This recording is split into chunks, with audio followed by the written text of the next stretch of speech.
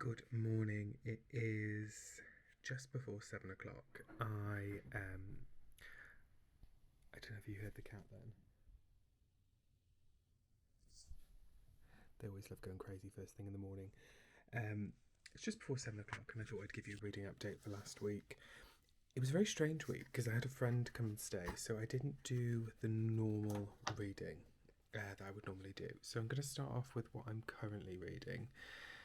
And I'm about halfway through Gay Poems for Red States by um, Willie Edward Taylor Carver. I got this on Kindle. To be honest, I just saw it by chance and thought I'll give that a go. And I really, so far, I'm enjoying it, but not as much as what I read before it this week. So I read Stop Lying by Aaron Smith. Now, this was a collection about grief. It was really moving. I I really like the form of contemporary poetry, the way Smith sort of played with narrative and like the big overarching theme. I actually really like poetry collection where it there is a clear narrative theme you're moving through. I think it's because I'm a fiction reader. So I think if you're looking to get into poetry and you're a big fiction fan, this would be a great collection to start with. Give it a go. Gay Poems for Red States, however, I'm only about halfway through. I am enjoying it.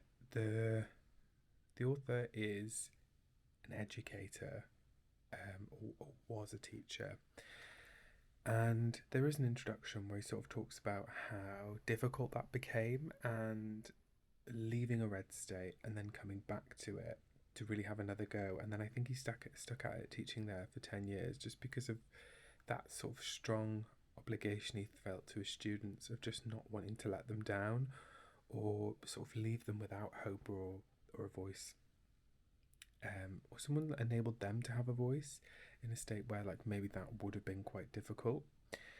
And I think we're seeing that globally now, really, aren't we? Like there's plenty of countries that are not in as bad a position as the UK or the US, but especially in the UK, some of the sort of anti-trans education policy that is being suggested feels a little bit like Section 28. And if you don't know what Section 28 is in the UK, many years ago there's a Prime Minister called Margaret Thatcher.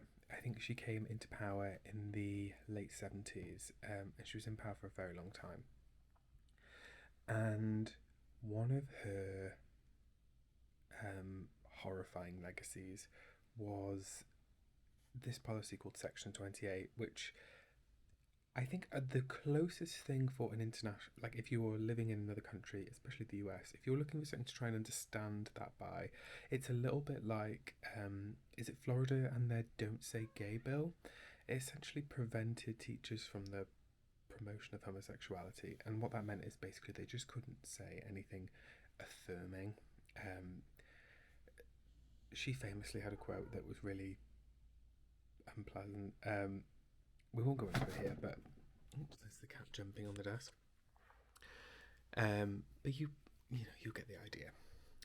So I'm still reading Her Majesty's Royal Coven. I haven't finished it yet, just because I didn't really have time to read. That's why I picked up these two poetry collections on Amazon, because I thought, okay, I can make some progress. And like I every year I try and maybe like a quarter of my reading overall from poetry collections, just because I don't know, I just feel like it changes the way you think about things for a week. If you're reading a poetry collection over the course of a week, I think you process like how you're reading differently, and you spend a lot of time with not a lot of words.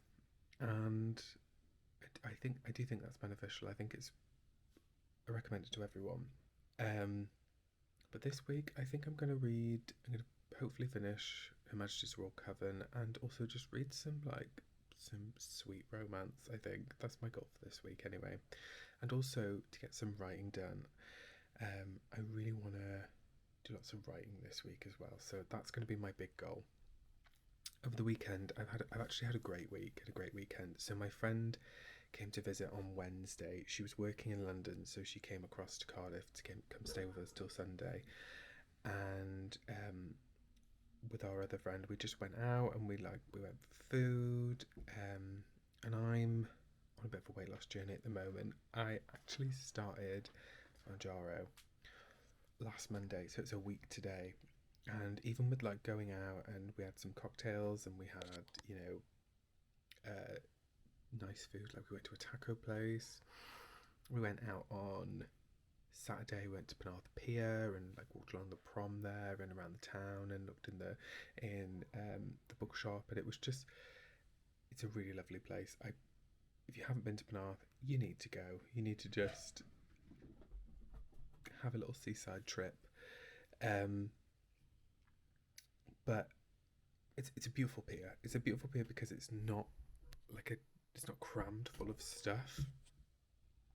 And I think when you think of traditional piers, especially Victorian piers in the UK, there's a very specific image that comes to mind, and that's arcades, the penny slot machines, the claw machines, that sort of thing.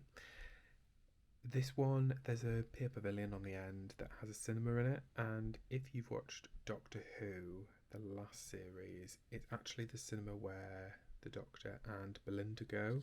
With the animated villain that was in it was Alan Cumming voiced it. That's where that was filmed, and honestly, when you cross the road, as soon as you see the pavilion, you'll think, oh my god, yeah, I recognise that. I think in the film they did a good job of making it look, in Doctor Who, they made a really good job of making it not look like it was on the waterfront. So it's fascinating when you see how you achieved that. I wouldn't even know. And yeah, so this week I've got the final episode of And Just Like That to look forward to. Just as the series starts to feel like Sex and the City again, it is coming to an end, which is devastating. But hopefully it is a good send-off for Carrie for all that she's suffered through. Dead husband, things not working out with Aidan.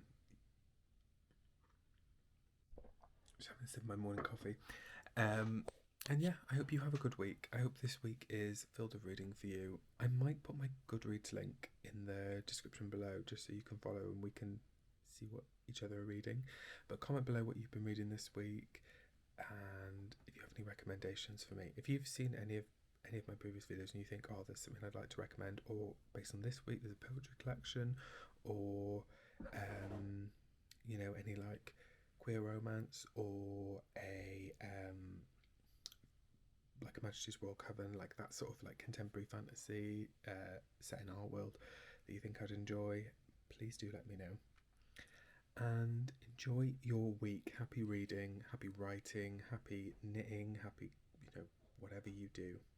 Have a good week.